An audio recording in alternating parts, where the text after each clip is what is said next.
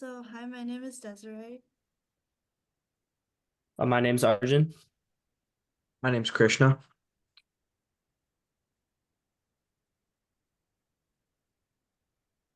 So we are group MP001 from the Amati Lab, and today we'll be introducing you to our project on the molecular characterization of Vernonia amygdalina.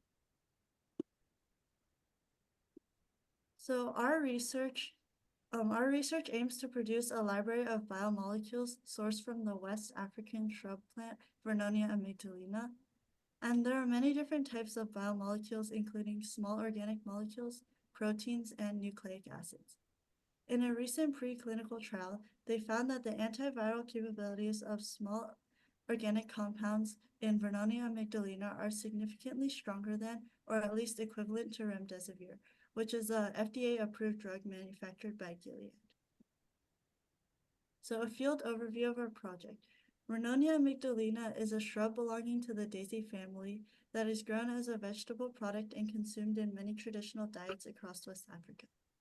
This plant is believed to contain medicinal properties that have a strong efficacy to eliminate certain communicable and non-transmissible diseases. It has been found that animals, including chimpanzees, will take this plant when they are sick to help cure themselves. This is important because people and animals have been using this plant for many decades, so finding a way to integrate this into modern-day medicine would be good. In our project, we focus on the medicinal benefits of the small molecules in this plant. Currently, there are some phytochemical libraries of the amygdalina, but there is yet a focus on protein and RNA libraries to elucidate further the additional nutritional and medicinal profile of the amygdalina. Okay, so let's talk more about the plant, anecdotal reports of its uses and where the research is so far on this plant. So historically, it's been used in a variety of African traditional medicines to treat malaria, fevers, gastrointestinal issues. Along with this, chimpanzees have been seen in nature eating this plant when experiencing a parasite infection. And this gestures to some sort of validity to the traditional uses of the plant.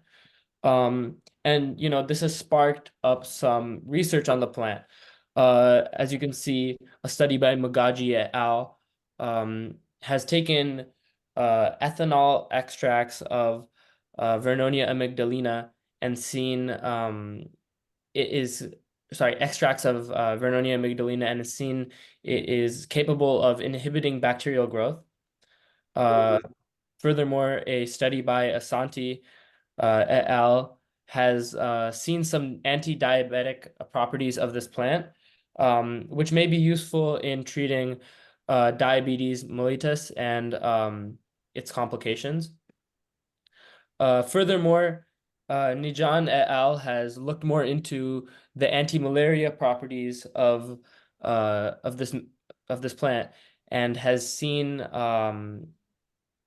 a relief of symptoms and pain associated with malaria, which verifies the traditional uses of Vernonia amygdalina.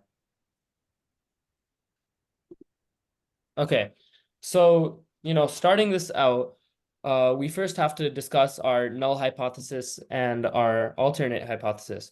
So, for our null hypothesis, we state Vernonia amygdalina does not contain compounds with medicinal or nutritional or medicinal properties. And for our alternate hypothesis, we state Vernonia amygdalina does contain compounds with both medicinal and nutritional properties.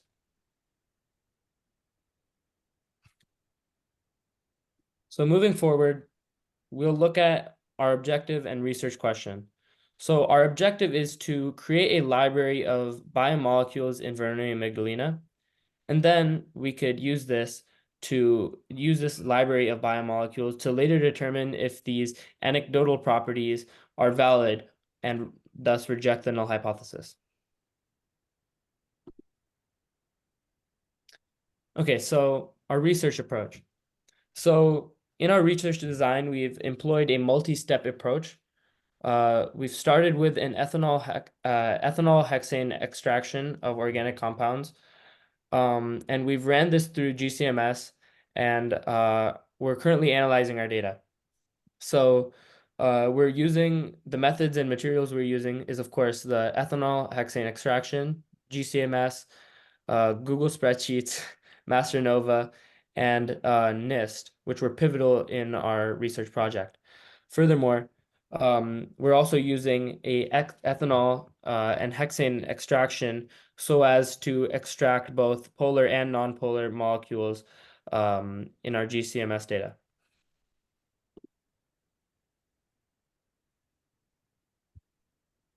Our hypothesis, our method was to run GCMS. We ran GCMS. So we first ran our samples at a method with the normal rate, and then we ran a second protocol with a heating ramp rate of half the speed to screen for any molecules that were fast to ionize. And then we used MasterNova to extract our data and place it into a Google Sheets. So after that, with the molecules on the Google Sheets, we used Google to search on websites like PubChem, NIH, and Chemical Book to cross-reference the molecules. And at the same time, we used Google Apps Script and Jupyter Notebook or Google Colab to create a database of small organic molecules using Python. So our small molecules found from the data analysis show that Amygdalina has many apoptogenic, anti-malarial, anti-diabetic, and antimicrobial benefits. For example, we found that some of these molecules either provided benefits that were already in medications that could help leukemia, coughing, allergies, and even some in chemotherapy. Additionally, Amygdalina shows many benefits to other things like fragrances, flavoring, dyes, and being a plasticizer. So this is our data table, or this is one of the tables that shows examples of some molecules we found in our research, and it has a bunch of different anti-cancer medicinal properties. And also over here are some examples of flavoring, fragrance, and dyes. But our research will focus more on those with nutritional and medicinal properties. This is an example of one of the data frames we created using Python. It's a data frame that it displays the names and the uses of the plants on the right side of the screen, and the first half shows the actual details of each specific molecule. And it dives a little deeper into the compound that we analyzed through GCMS. One of the molecules that we found was Triazone, and it has anti-cancer properties, and it promotes apoptosis.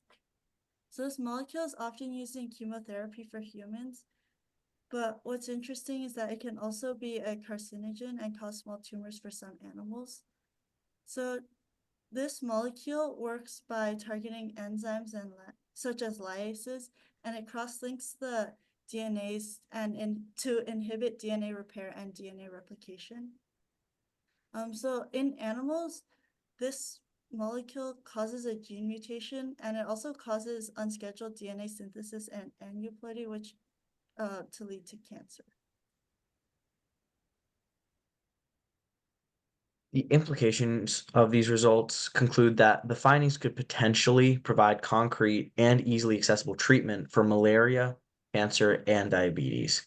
However, we did run into a few unexpected results. Amygdalina is known to have anti-cancer properties. However, we also found trace amounts of carcinogens in the plant, as well as a few unusual pesticides that would not normally be expected to seen in a plant like Vernonia amygdalina. And we also ran into a few limitations during our study, which point to the limited amount of publicly accessible knowledge in a lack of prior data concerning amygdalina. The interpretation of these results concludes that amygdalina contains a number of compounds with apoptogenic, antimalarial, anti-diabetic, and antimicrobial benefits.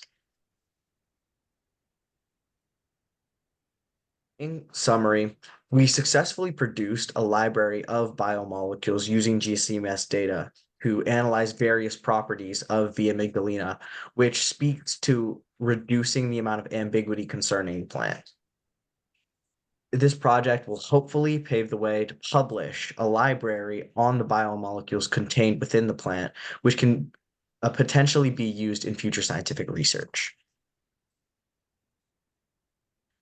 Now, the next steps are first using hydroponics to determine the source of these unexpected herbicides, pesticides, and a couple carcinogens found, and to determine the source of these substances, to determine if the source of these substances was the soil or if they are naturally occurring within the plant itself, since we aren't currently able to monitor the farmer, and we don't know if the gardener is responsible or like the topsoil was contaminated. After that, we will be using NGS, which is next generation sequencing, which will allow us to isolate RNA sequences and then hopefully identify proteins and create a reference library on those RNA sequences. We will also be using mass spectrometry-based proteomics, which will be used on sample tissue to determine the protein identity of the plant, and see if we can find linear relationships correlating increased gene expression with increased gene translation, pointing to the presence of certain proteins. As for antimicrobial and oncology studies, we'll be studying HCT cells, which are colon cancer cells, and CALU-01 cells, which are non-small cell lung cancer cells. We will then observe gene expression and apoptosis by monitoring the caspase-3 enzyme over gene expression, and ideally get a few steps closer to developing a more effective treatment.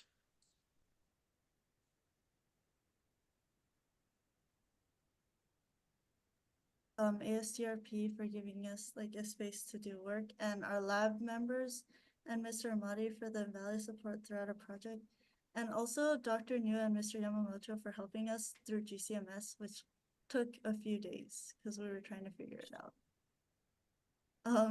Okay, here are some of our sources. Here are the sources that we use for this presentation. Any questions?